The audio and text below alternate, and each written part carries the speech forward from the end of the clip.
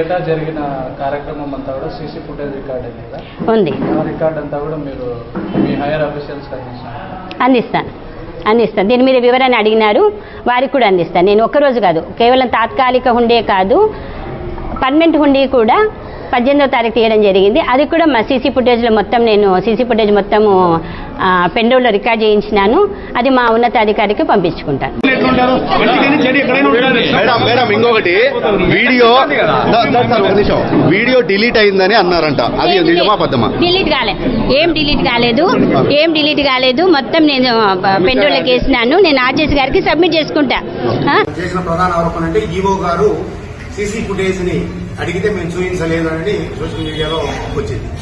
So మా request ఏంటంటే ఎవరికైతే మీకు ఏదైనా డౌట్లు ఉన్నాయో కన్సర్న్ సర్కిల్ ఇన్స్పెక్టర్ గారి దగ్గర సీసీ ఫుటేజ్ ఉంది, మీరు ఎప్పుడైనా వచ్చి ఆ సీసీ ఫుటేజ్ ని వెరిఫై చేసి మీ అనుమానాన్ని నివృత్తి చేసుకోవచ్చు అని చెప్పి మీ పత్రికాముఖంగా ఎవరైతే ఆరోపణలు చేశారో సోషల్ మీడియాలో వాళ్ళు వచ్చి చెక్ చేసుకోవచ్చు. ఎప్పుడైనా సీసీ ఫుటేజ్ భద్రంగా పెట్టడం జరిగింది.